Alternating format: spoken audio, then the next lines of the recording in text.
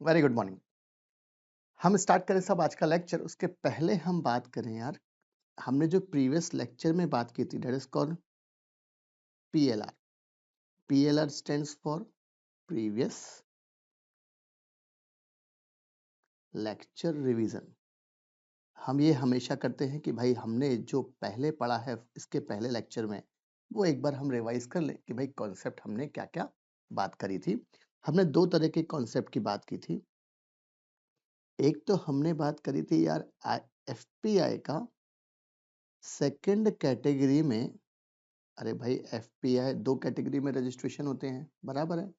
तो second category में जो 8 तरीके के अलग अलग पॉइंट्स थे, उनकी हमने बात करी थी कि कौन कौन से पॉइंट्स, 8 तरीके के पॉइंट्स यहाँ पर काउंट होते हैं। तो फर्स्ट हमने क्या देखा था यार? फर्स्ट हमने देखा था appropriately regulated fund.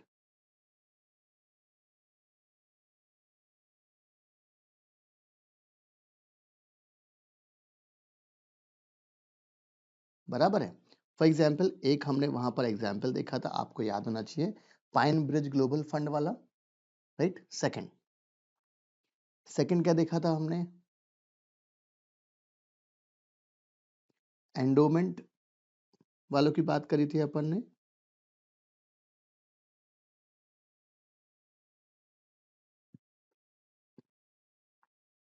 Endowment and foundation, बराबर है। एक अपन ने इनकी बात करी थी।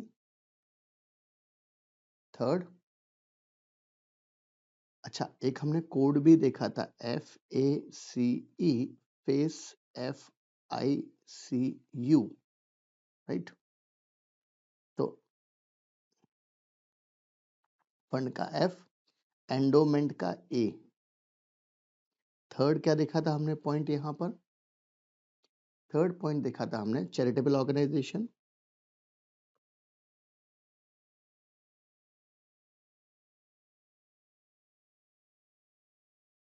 राइट। चैरिटेबल ऑर्गेनाइजेशन का C। फोर्थ क्या देखा था हमने? एंटिटीज का, मतलब कॉरपोरेट बॉडीज या कॉरपोरेट एंटिटीज, इनकी बात की थी हमने। तो ये एंटिटीज का ई आ गया। पांचवा पॉइंट फिर से एफ में फैमिली ऑफिस की बात की थी हमने। जो बड़े बड़े HNI होते हैं वो आते हैं, जिनके पास बहुत सारा पैसा है। आई stands for individuals.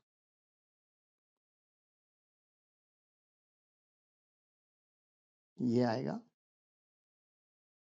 Again C stands for,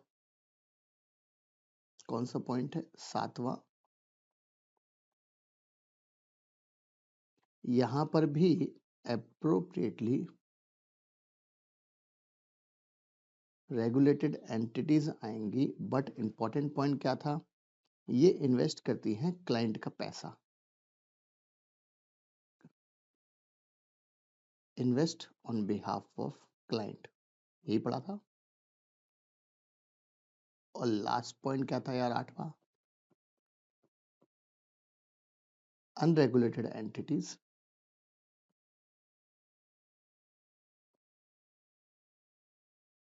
जो किस फॉर्म में काम करती हैं? LLP बनाकर या ट्रस्ट बनाकर। फॉर एग्जाम्पल हमने बात की थी बेन कैपिटल की, बेन LLP, बराबर है। चले, तो ये 8 तरीके की हमने बात करी थी कि भाई 8 तरीके का कैटेगरी 2 में आपका FPI रजिस्ट्रेशन होता है भारत में।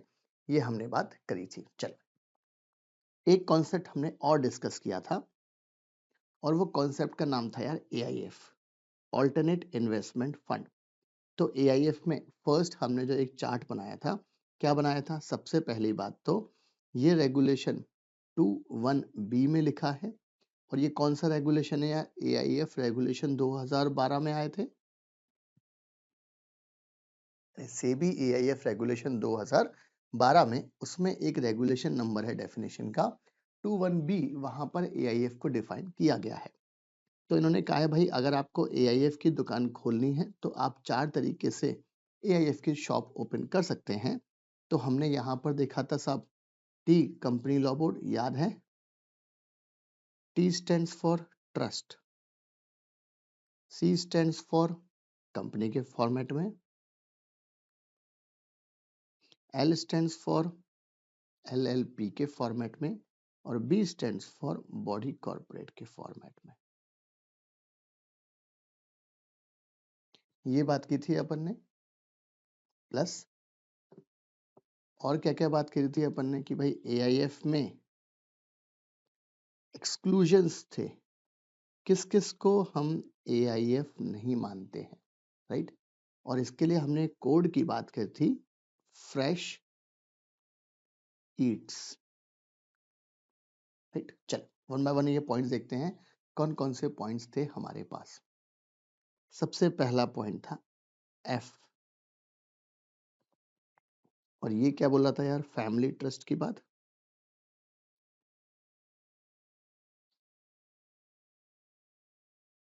First point. Second point,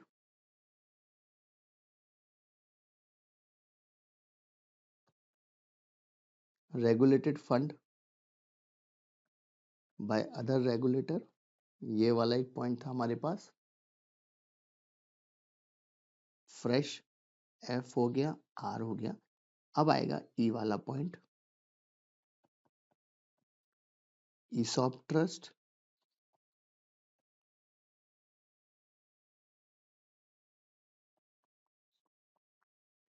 fourth point, special purpose vehicle SPV S, पांचवा पॉइंट, एच मतलब holding company,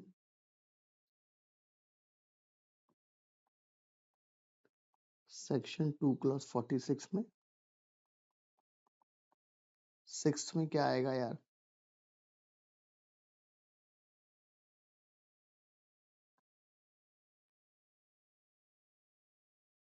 employ welfare and gratuity trust की बात थी।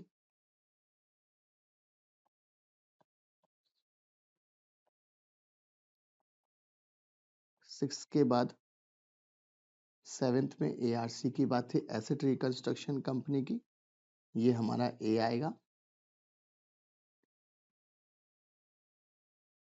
टी में क्या था यार? ट्रस्ट जो एम्प्लॉय के बेनिफिट के लिए बनाया गया था, ये पॉइंट था। और लास्ट था आपका सिक्योरिटाइजेशन ट्रस्ट। तो कुल मिलाकर सब ये पॉइंट्स थे हमारे पास, जिसमें हमने एक्सक्लूड करा था कि भाई इनकी एक्टिविटी भले ही एआईएफ जैसी हो, देन टू सब हम इनको कंसीडर नहीं करेंगे। किसमें? एआईएफ में। एग्जाम पॉइंट ऑफ व्यू से ये कॉन्सेप्ट काम का है। चलो, तो यहां तक हमने पूरी की पूरी बात कर ली थी। फिर हमने बात की थी कि भाई एआईएफ की इन्होंने जो भी इन्वेस्टमेंट पार्ट है उसको इन्होंने क्या करा है? सब तीन पार्ट में डिवाइड कर दिया है पूरे के पूरे एआईएफ को। इसका मतलब तीन तरह की कैटेगरीज हैं जिनमें आप एआईएफ का रजिस्ट्रेशन करवा सकते हैं। अब बहुत काम की चीज, तो लॉ ने बोला है साहब एज पर सेबी रेगुलेशन, कौन सा वाला है यार? 2012 वाला। इसमें बोला गया कि भाई कैटेगरीज ऑफ एआईएफ तीन तरह की, कैटेगरी 1, कैटेगरी 2, कैटेगरी 3। कैटेगरी 1 में क्या बोल रहा है वो? इंक्लूड वीसीएफ, एसएमई फंड में इन्वेस्ट करते हैं, बराबर है। इंफ्रा फंड हुए वहां इन्वेस्ट करते हैं। Category 2 private equity fund, debt fund, और कैटेगरी 3 हेज फंड। अब ये कैटेगरी के बाद में पढ़े साहब, इसके बारे में थोड़ी सी बात कर लें कि भाई ओवरऑल कंसेप्ट क्या रहने वाला है ये कैटेगरीज का। तो सबसे पहली बात तो है यार, तीन कैटेगरी में आप किसी भी कैटेगरी में रजिस्ट्रेशन करा सकते हैं, बराबर है। अब आप किसी भी कैटेगरी में रजिस्ट्रेशन कराना है, इसका मतलब क्या है कि भाई मुझे एआईएफ का काम चालू करना है, हमारे पास पैसा है, तो मैं तीन में से किसी भी कैटेगरी में रजिस्ट्रेशन अपना करवा सकता हूं। तो लॉ ने बोला यार आपको तीनों के ऑब्जेक्टिव अलग अलग हैं, बहुत ध्यान से याद रखना। ये जो फर्स्ट कैटेगरी वाले हैं ना, ये जनरली वेंचर कैपिटल फंड वाला काम करते हैं। कौन सा वाला काम? वेंचर कैपिटल फंड वाला काम। इसके मायने ये पैसा लगाते हैं स्टार्टअप्स में, बराबर है। इनका काम है कि भाई सोशल ऑब्जेक्टिव है कि भाई जिसके पास पैसा नहीं है, बट आपके पास क्या है यार, आपके पास आइडिया है, प्लस इकोनॉमी को बढ़ाने का इनका काम होता है। मतलब सीधी बात है, ये नए एंटरप्रेन्योर ढूंढ कर लेकर आते हैं, फोकस्ड कंपनी के लिए काम करते हैं और उनमें नई चीजें एक्सप्लोर करते हैं। इनका काम ये है उनमें पैसा लगाने का। ये कैटेगरी 1 में रजिस्टर होते हैं। कैटेगरी 2 में कौन से आते हैं यार? Private equity fund, debt fund, ये हो गया आपका, बराबर है। अच्छा, जो कैटेगरी 2 में कौन आएगा? जो यहाँ नहीं आएगा, जो यहाँ नहीं आएगा, वो कहाँ आएगा कैटेगरी 2 में? ये एक्चुअल में लॉ में लिखा है कि भाई कैटेगरी 2 में कौन आएगा यार? तो जो कैटेगरी 1 में नहीं आएगा, जो कैटेगरी 3rd में नहीं आएगा, वो कैटेगरी 2 में रजिस्ट्रेशन लेगा। Say for example private equity fund, debt fund वाले। और कैटेगरी 3 वाले क्या करते हैं साहब? ये बड़ा टेक्निकल काम करते हैं। टेक्निकल इन द सेंस ये बनाते हैं स्ट्रेटेजी। और स्ट्रेटेजी की भाई ये लोग किस तरीके से स्टॉक मार्केट से मैक्सिमम रिटर्न निकाल पाए, इनका काम ये है। मतलब सब ये जमाने भर की क्या बनाएंगे? स्ट्रेटेजी बनाएंगे। उस स्ट्रेटेजी पर पैसा लगाते हैं और उस पैसे से इनका सिर्फ एक ही ऑब्जेक्टिव रहता है कि हमको भैया मैक्सिमम रिटर्न कमाना है। अब वो स्ट्रेटेजी आपकी कैसे भी हो सकती है, किसी डेरिवेटिव डेरिवेटिव बेस्ड स्ट्रेटेजी हो सकती है, बराबर है। शॉर्ट सेलिंग कर सकते हैं ये। क्या होता है डेरिवेटिव? डेरिवेटिव मतलब फ्यूचर एंड ऑप्शंस, उसकी बात कर सकते हैं ये। उसके बारे में कोई स्ट्रेटजी बना सकते हैं कि एक आपने साहब एक कंपनी का आपने कॉल बाय करा, दूसरा शॉर्ट करा, तो आपकी रिस्क बहुत मिनिमाइज हो गई और आपके रिटर्न आपको मिल सकता है। शॉर्ट सेलिंग कर सकते हैं ये काम करते हैं। लीवरेज वाला काम कर सकते हैं। कुल मिलाकर साहब यहाँ पर एक वर्ड यूज हुआ है, कॉम्प्लेक्स ट्रेडिंग स्ट्रेटेजी।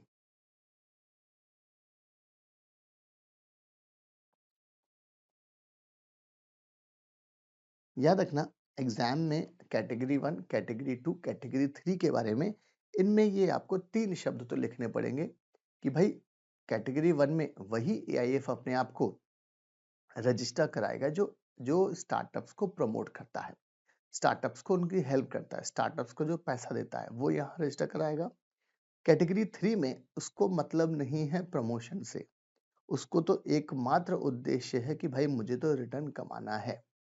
कौन सी टेक्निकल स्ट्रेटेजी बनाता है साहब? बहुत सारी तरीके की स्ट्रेटेजीज बनती हैं बाजार में। बटरफ्लाई स्ट्रेटेजी, ये स्ट्रेटेजी, वो स्ट्रेटेजी, कॉम्प्लेक्स डेरिवेटिव में जमाने भर की स्ट्रेटेजी बन जाती हैं। इसमें आपकी रिस्क हो जाती है मिनिमाइज और रिटर्न हो जाता है मैक्सिमाइज।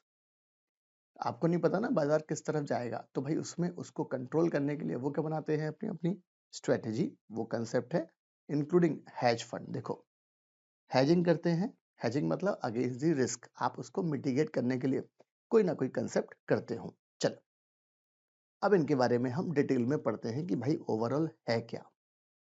फिलहाल हमें एक छोटा सा आइडिया हो गया कि कंसेप्ट क्या है। चलो अब हम बात करते हैं ओवरऑल की कॉन्सेप्ट क्या है। तो categories of AIF fund with real life examples. First category of AIF, अब इंपॉर्टेंट है, दिस कैटेगरी इंक्लूड्स फंड जो पैसे को इन्वेस्ट करते हैं कहाँ पर यार? स्टार्टअप्स में, अर्ली स्टेज वेंचर्स में, स्मॉल एंड मीडियम एंटरप्राइजेज में, इंफ्रास्ट्रक्चर और सोशल वेंचर्स में। कुल मिलाकर सब इनका काम सिर्फ और सिर्फ आपको प्रमोट करना है if you have a better idea. अगर आपके पास कोई अच्छा आइडिया है तो ये आपके लिए खड़े हैं कैटेगरी 1 एआईएफ वाले। These funds focus on sectors that are considered socially and economically desirable। सब जो सोशली और इकोनॉमिकली डिजायरेबल सेक्टर है उस सेक्टर में पैसा लगाते हैं ये। और इनको गवर्नमेंट से सब गवर्नमेंट और रेगुलेटरी एनकरेजमेंट भी मिलता है, क्योंकि अल्टीमेटली ये गवर्नमेंट का फंक्शन परफॉर्म कर रहे हैं इस वाले कैटेगरी एआईएफ वाले। राइट। तो ये वाला एक सिस्टम फॉलो हुआ हमारा कि भाई AIF 1 कैटेगरी वाले इंपॉर्टेंट हैं। याद रखना आपको कुछ कुछ शब्द आने चाहिए आपके एग्जाम की कॉपी में, ये चीज बहुत इंपॉर्टेंट है। तो ये 3 लाइन 4 लाइन में से ये शब्द तो आने चाहिए, मतलब ये वाली चीज बहुत इंपॉर्टेंट है with respect to the what is category 1 AIF। अब कुछ एग्जांपल्स देखें हम, क्या है कंसेप्ट। एसएल इंडिया फंड, इन्होंने इन्वेस्ट किया है साहब फ्लिपकार्ट को प्रमोट करने में इनिशियल डेज में, स्विगी को फंडिंग करी है, एग्जाम्पल लिख सकते हैं हम एग्जाम में। तो जब फ्लिपकार्ट, बाद में तो पता नहीं किस किस ने पैसा लगाया इसमें, बट इनिशियल डेज में कैटेगरी 1 AIF ने पैसा लगाया इसमें, अर्ली स्टेज इन्वेस्टर्स थे उसमें। IFC emerging Asia fund, a fund dedicated to investing in SMEs and social venture in emerging markets. SMEs मतलब small and medium enterprises.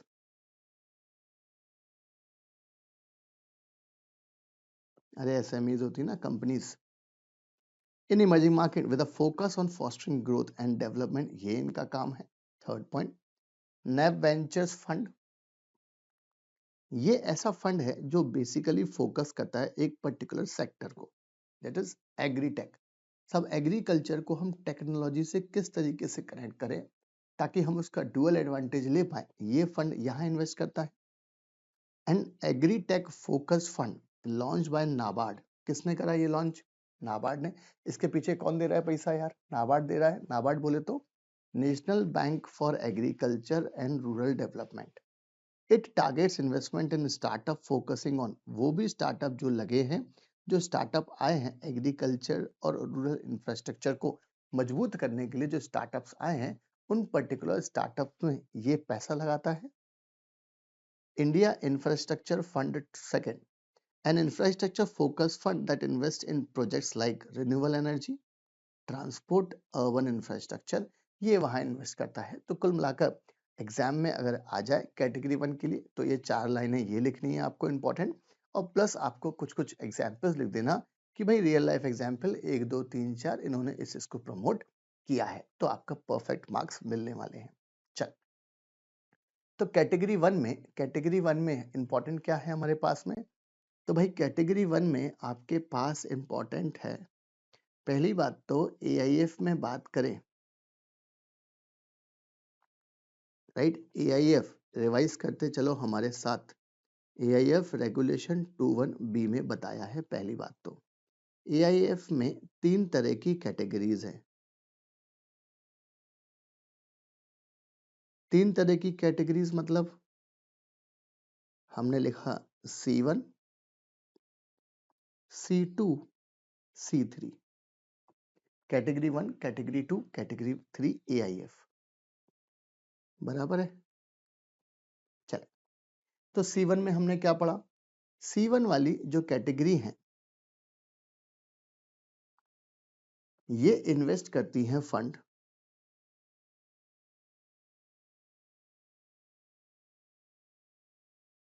Invest करती हैं फंड इन स्टार्टअप में,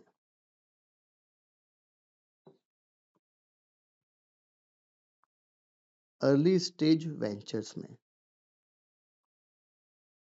इनिशियल डेज में लगाती हैं पैसा। ये लगाती हैं पैसा SME में, स्मॉल एंड मीडियम एंटरप्राइजेस, बराबर है। ये लगाती हैं पैसा सोशल वेंचर में।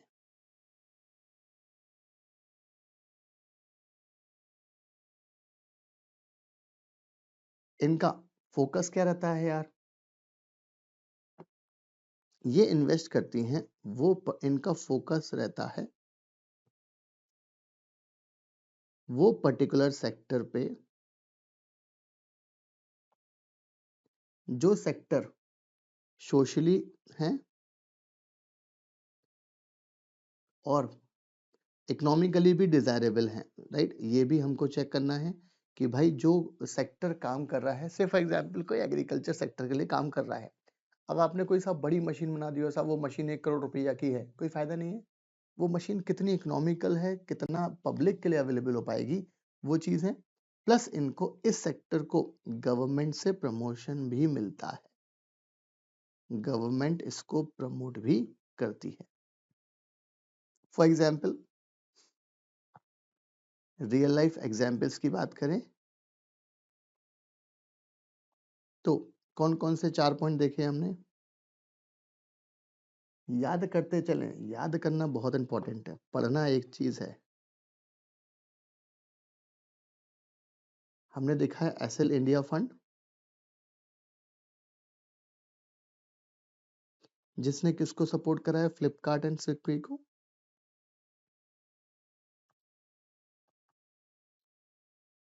इनिशियल डेज में एक और क्या देखा हमने, दूसरा देखा हमने आईएफसी इमर्जिंग फंड, बराबर है, जो एसएमईज वगैरह में पैसा इन्वेस्ट करता है। तीसरा हमने क्या देखा यार, नाबार्ड वालों ने एक प्रमोशन करा है एग्रीकल्चर वालों के लिए, क्या लिखा है इसका,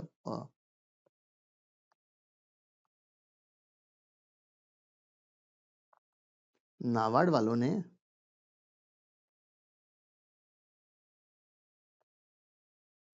एक फंड बनाया है जिसका नाम क्या है यार, NAB वेंचर्स। अरे बहुत सिंपल है याद करना, नाबार्ड का NAB और वेंचर्स वाला काम करता है। नाबार्ड फंड 1 फर्स्ट फंड है ये, जो करता है सब एग्रीकल्चर में जो स्टार्टअप्स चालू चालू हुए हैं वो स्टार्टअप्स को फंडिंग करता है ये, बराबर है। और चौथा वाला क्या देखा है हमने,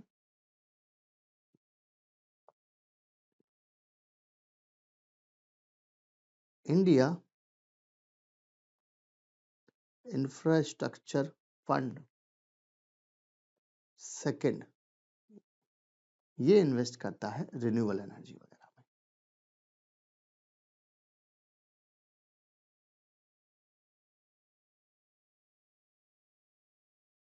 बराबर, अर्बन इंफ्रास्ट्रक्चर में, और ये बात करता है रूरल की। तो हमारे पास कुल मिलाकर सब कैटेगरी, 3 कैटेगरी एआईएफ में हमारे पास क्या क्या है यार। तो ये तो हमने पूरा का पूरा डिस्कशन किया है, कौन सी वाली कैटेगरी के लिए, फर्स्ट कैटेगरी 1 एआईएफ के लिए, राइट।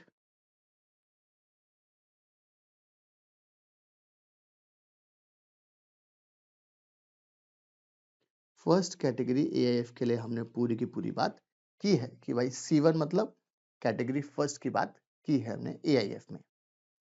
तो यहां तक मेरे ख्याल से पूरा का पूरा कॉन्सेप्ट क्लियर है। चलो अब हम बात करें यार कैटेगरी सेकंड की।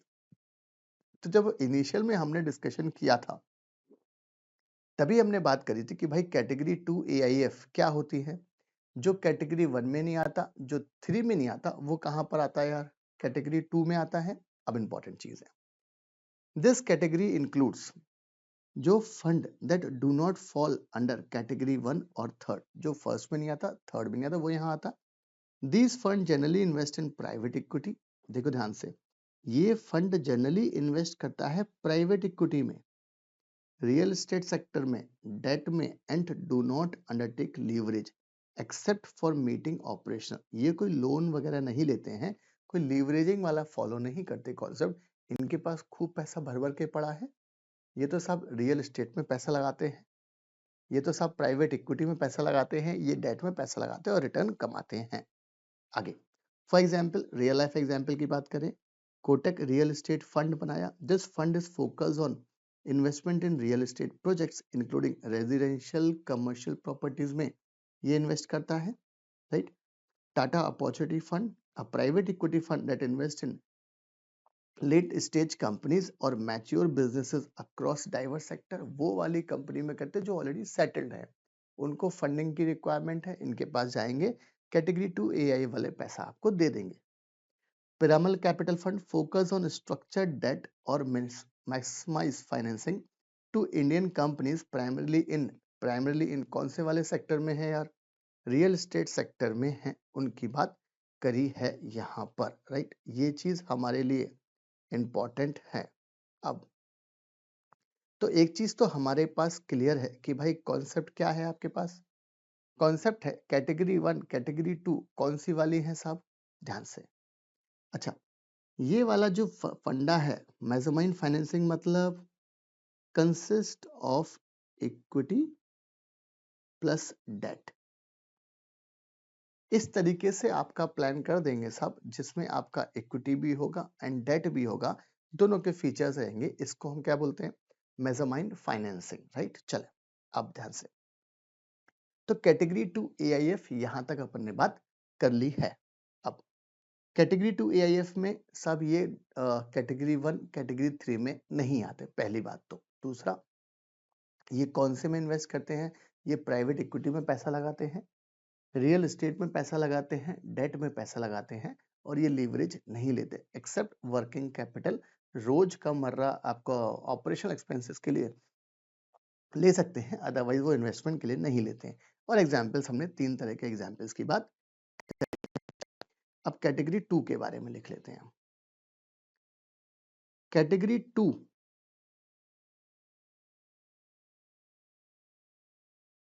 Category second AIF. तो फर्स्ट पॉइंट क्या है,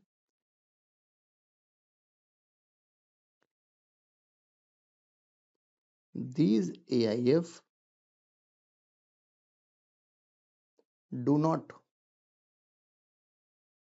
fall under C1 और C3, ना तो कैटेगरी 1 में जाते हैं ना ही कैटेगरी 3 में जाते हैं। दूसरी बात, ये इन्वेस्ट करते हैं सब रियल एस्टेट में, बराबर है। ये पैसा इन्वेस्ट करते हैं रियल एस्टेट में, ये लगाते हैं पैसा प्राइवेट इक्विटी में, इनका ये काम है। और सबसे इंपॉर्टेंट चीज, सब ये नहीं लेते, लीवरेजिंग नहीं करते, सिर्फ ऑपरेशनल एक्सपेंसेस को मीट आउट करने के लिए, except for meeting out operational expenses. चले, तो ये हुआ आपका कैटेगरी 2 एआईएफ जो अपन ने बात करी है। अब इसका एग्जांपल्स देख लेते हैं भाई, कैटेगरी 2 एआईएफ में कौन कौन आता है वो हम बात कर लेते हैं। कैटेगरी 2 एआईएफ में कौन कौन आता है, एग्जाम्पल फॉर एग्जाम्पल कोटक वाले आएंगे, रियल एस्टेट फंड जो है, याद रखना सीएमएसएल के पेपर में कंपलसरी आपको स्पेसिफिक लिखना पड़ेगा, तभी मार्क्स मिलेंगे। टाटा अपॉर्चुनिटी फंड वो आता है यहां पर, या प्रैमल वाले,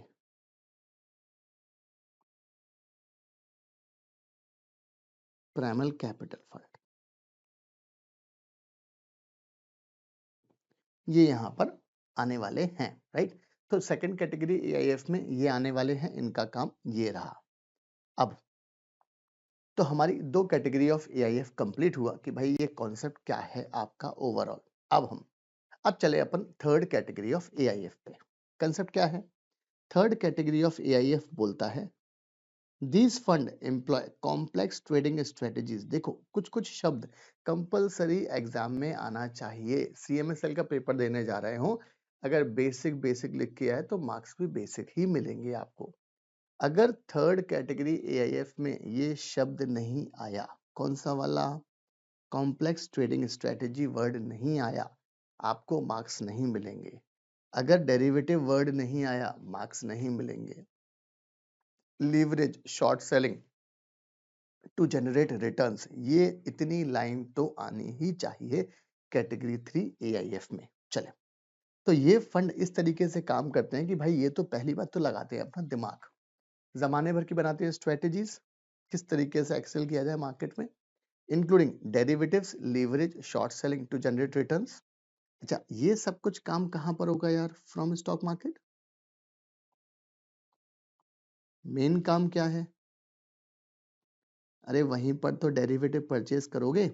दे may invest in the public market और use sophisticated hedging techniques. Real life example Avendus वाले हैं यार, Avendus absolute return fund, AARF, a hedge fund, ये hedge fund है that employs a range of strategies like arbitrage, short, long equity, derivative trading to achieve high risk adjusted return, इनका काम यही है। दूसरा ICICI Prudential Long Short Fund engages in a mix of long short position in the equity market using derivatives and leverage to capitalize on market opportunity. IIFL Special Opportunity Fund, a fund that uses event driven strategies, market timing, complex arbitrage techniques to achieve high return. चलो for example हम देखते हैं। अब ये third category, ये चलो इसको वहीं पर देखते हैं हम कंसेप्ट क्या होगा। थर्ड कैटेगरी को थोड़ा डिटेल में बात करते हैं और ज्यादा।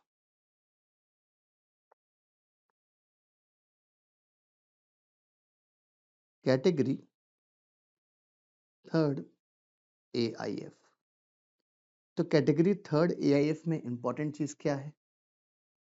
ये फंड वाले यूज करते हैं कॉम्प्लेक्स ट्रेडिंग स्ट्रेटेजी।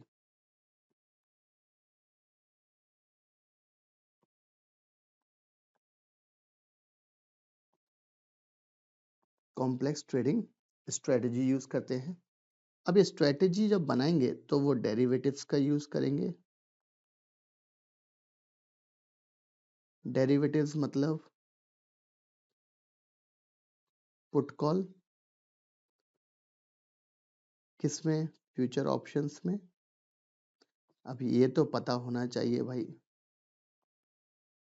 राइट? नहीं पता, सेकेंडरी मार्केट में आएगा तब बात करेंगे टर्म्स की डिटेल में। लीवरेजिंग का काम करते हैं ये, शॉर्ट सेलिंग का काम करते हैं, बराबर है।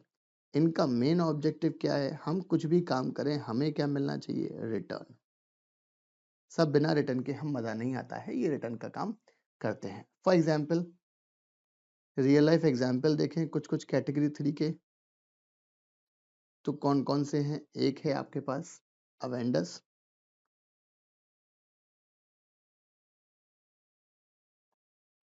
अवेंडस एब्सोल्यूट रिटर्न फंड, बराबर है। तो अवेंडस वाले हो गए हमारे पास जिनका ये काम है हमारे पास। दूसरा ICICI वाले हो गए जो लॉन्ग शॉर्ट फंड है, और तीसरा IIFL स्पेशल अपॉर्चुनिटी फंड। तो अलग अलग तरीके के फंड बनाए, अलग अलग ऑब्जेक्टिव्स है। चलें अब हम देखें कंसेप्ट ओवरऑल होगा क्या। अच्छा, कॉम्प्लेक्स ट्रेडिंग स्ट्रेटेजी मतलब क्या? से फॉर एग्जांपल आपको पता है यार कि सब आपके पास क्या ऑप्शन है? अगर हम स्टॉक मार्केट की बात करें और आपको पैसे को इन्वेस्ट करना है तो आपके पास क्या ऑप्शन है इन्वेस्ट करने के लिए? एक, आप इन्वेस्ट कर सकते हो सब कैश सेगमेंट में। कैश सेगमेंट मतलब you can buy directly buy directly equity shares. Say for example आपने RIL बाय कर लिया, रिलायंस का इक्विटी बाय कर लिया। अब इंपॉर्टेंट चीज, या दूसरा ऑप्शन क्या है? अच्छा, ये बिल्कुल सिंपल कॉन्सेप्ट है, ना ज्यादा टेंशन ना ही कोई प्रॉब्लम है। अगर कल के दिन आपका रिलायंस गिर गया कोई टेंशन नहीं है, और पैसा लगा दो, थोड़े और खरीद लो, एवरेज कॉस्ट आ जाएगी। लगाओ टॉप क्लास कंपनी में तो कोई टेंशन नहीं है हमें, बकवास कंपनी में मत लगाओ। आगे दूसरा ऑप्शन क्या है यार? आप जा सकते हो सब डेरिवेटिव्स तरफ। राइट। अब डेरिवेटिव की तरफ जाओगे,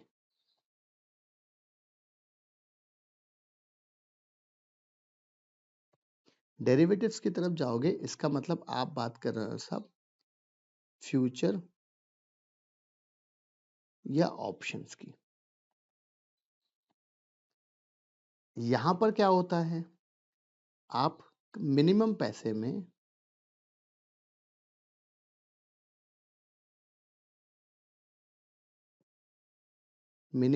में ज्यादा इक्विटी परचेज कर सकते हो। बट यहां पर थोड़ी सी प्रॉब्लम भी है। क्या प्रॉब्लम है कि भाई प्रॉब्लम में क्या होगा, लगभग सेम कंसेप्ट यहां भी मान लो आप। प्रॉब्लम क्या होगा साहब, इसकी मंथली एक्सपायरी होगी, एक वो मगजमारी है।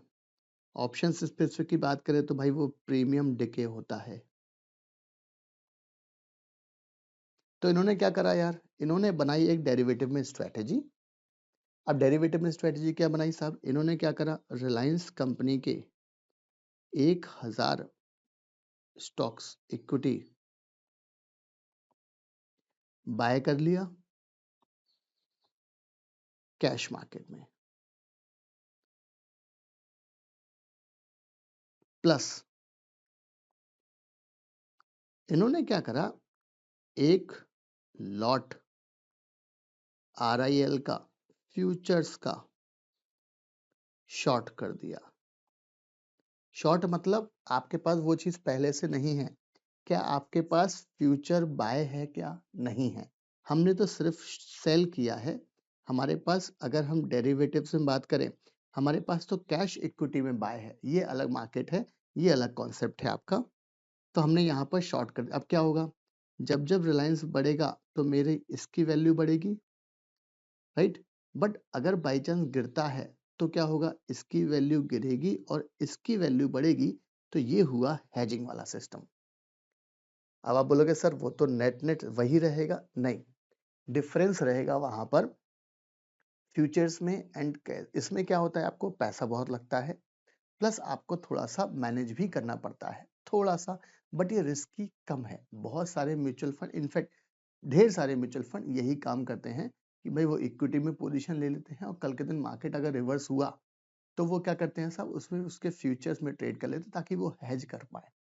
ये चीज बहुत इंपॉर्टेंट है, राइट। तो ये कॉम्प्लेक्स ट्रेडिंग स्ट्रेटेजी और भी बहुत सारी स्ट्रेटेजीज होती हैं जिसमें ये काम करते हैं अपने हिसाब से। तो ये हमारा हुआ कौन सा वाला यार, जो अपन ने बात करी तीन तरह के इन्वेस्टमेंट की, कौन कौन सी तीन कैटेगरीज ऑफ AIF की बात करी है अपन ने। प्लस ये सारी की सारी कैटेगरी ऑफ AIF में इंपॉर्टेंट है आपको कीवर्ड याद रखना है। कीवर्ड याद नहीं रखे तो भाई आपको नहीं मिलेगा मतलब उसका कोई भी। चले अब हम आगे चले, आपके लिए फटाफट समरी में है कि भाई कंसेप्ट क्या है। Category 1 AIF focus on investment that promotes economic development and are giving priority by the government policy. इनका ये काम है।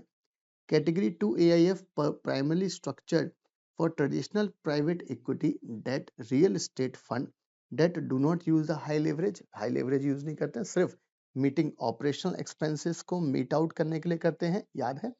थर्ड में हेज फंड है साहब, जो मस्त स्ट्रेटेजी बनाते हैं और रिटर्न कमाते हैं, इनका काम ये है ऑप्टिमाइज करते हैं रिटर्न को।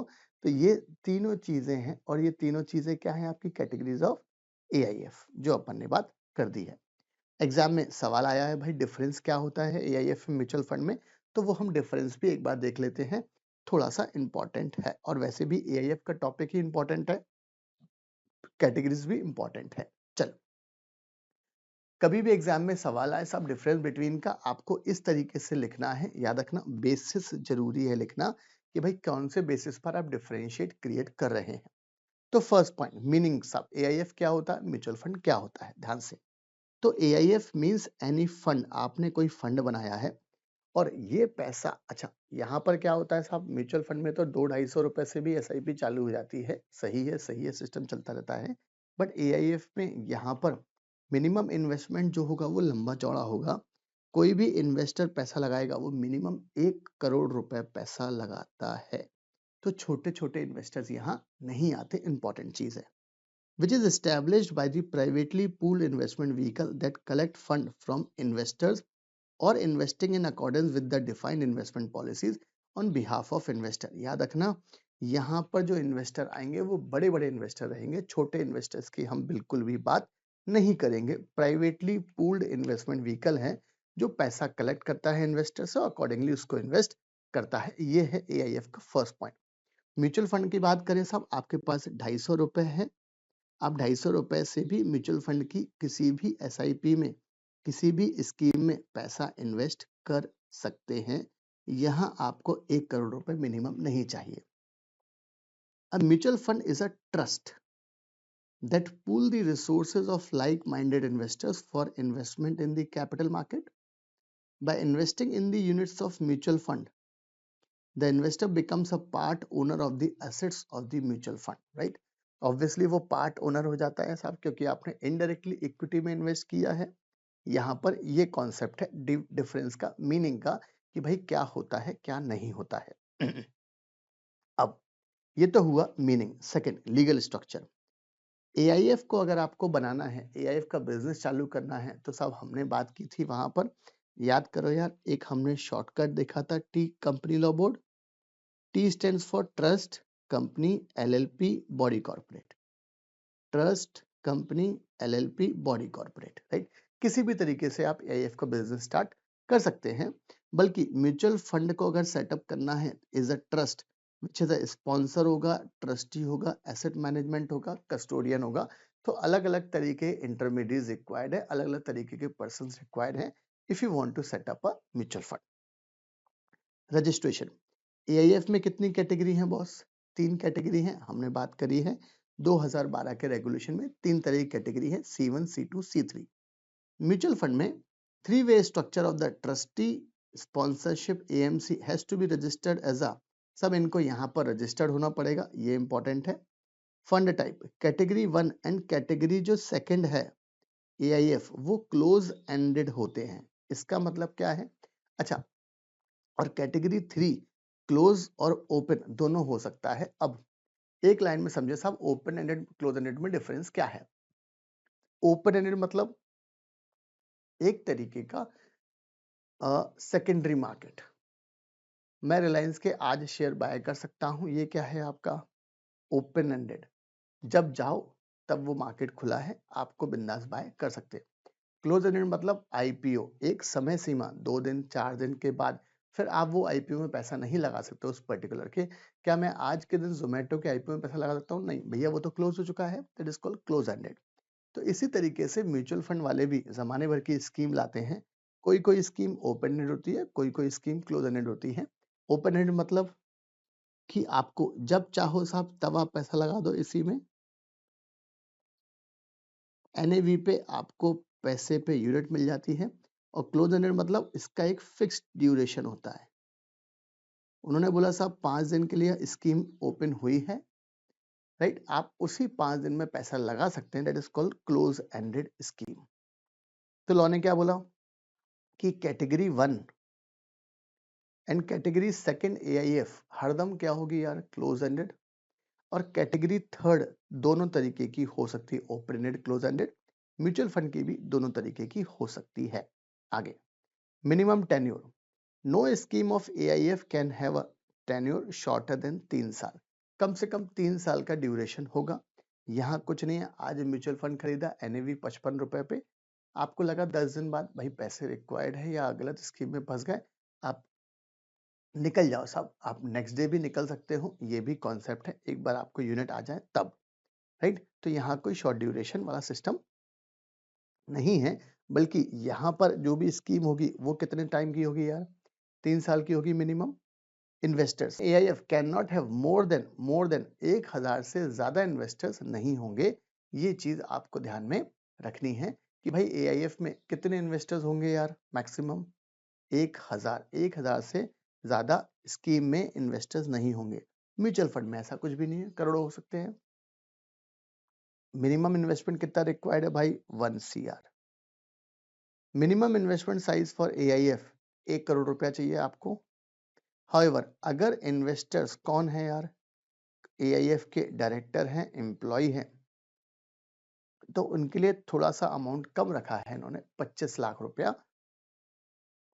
अदरवाइज कोई दूसरा व्यक्ति है जो ये नहीं है, कम से कम कितना पैसा लाना है आपको, 1 CR, इतना पैसा तो लाना ही है। और no minimum investment amount specified for mutual fund, ऐसा कोई भी कॉन्सेप्ट यहाँ पर नहीं है। ये चीज हमारे लिए इंपॉर्टेंट है जो अपन ने बात करी है। चल, तो ये क्या है हमारे पास, डिफरेंस बिटवीन है किस किस के बीच में, AIF के एंड म्यूचुअल फंड के बीच में। कितने डिफरेंस है यार, meaning 1, legal structure 2, registration 3, fund type 4, minimum tenure 5, 6, 7। 5 number का सवाल आएगा, ये 7 पॉइंट लिख कर आए, परफेक्ट मार्क्स मिलेंगे।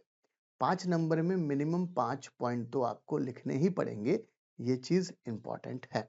चल, तो हमने क्या क्या बात कर ली यार, हमने ये कैटेगरीज ऑफ AIF की बात कर ली है कि भाई कौन कौन सी कैटेगरीज होती हैं। फिर हमने बात करी है साहब डिफरेंस बिटवीन किस किस के बीच में, AIF के बीच में,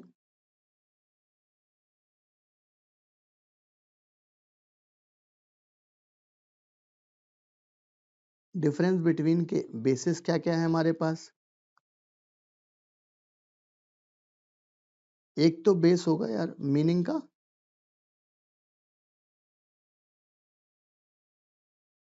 मीनिंग का लिख के आओगे तो कंपलसरी रेगुलेशन का नाम लिखना है, बराबर है। किस तरीके से बनाओगे, that is called legal structure. दूसरा डिफरेंस ये है हमारे पास, राइट। तीसरा, क्या रजिस्ट्रेशन रिक्वायर्ड है, क्या रजिस्ट्रेशन होगा तो कितनी कैटेगरी का होगा, वो हमको थर्ड बेसिस है हमारे पास।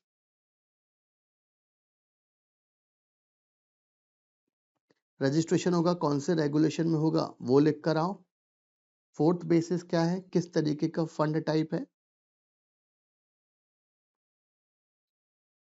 राइट। फंड टाइप मतलब कैटेगरी 1 ओपन एंडेड है, क्लोज एंडेड है, वो लिखो।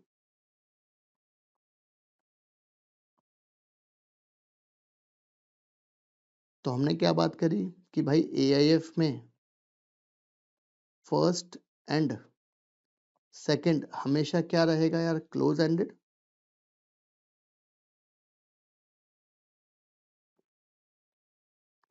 बराबर है।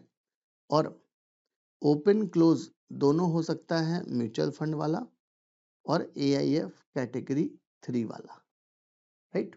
चल, फिर मिनिमम टेन्योर की बात करी हमने 5वें पॉइंट में, तो यहाँ 3 साल है मिनिमम, यहाँ पर कोई भी नहीं है।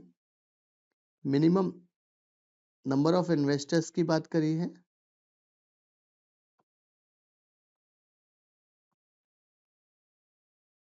तो यहाँ पर हमने बोला भाई मैक्सिमम कितने होंगे यार, 1000, और यहाँ पर कोई लिमिट नहीं है, इनफाइनाइट हो सकते हैं। और यहाँ इन्वेस्टमेंट की बात करी हमने, और इन्वेस्टमेंट में कितनी बात करी, 1 CR या 25 लाख की बात करी अब, बराबर है। तो ये हमारे पास सिस्टम है कि भाई आपको मिनिमम कितना लगाएगा यार, 1 करोड़ रुपया, और 25 लाख रुपए लगाएगा साहब डायरेक्टर एम्प्लॉय हुआ AIF का।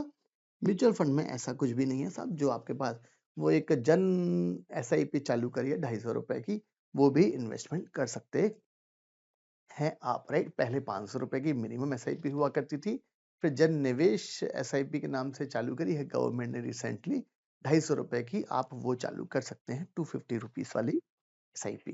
तो यहाँ तक हमने क्या देखा है कि भाई कंसेप्ट क्या क्या है हमारे पास AIF में, राइट।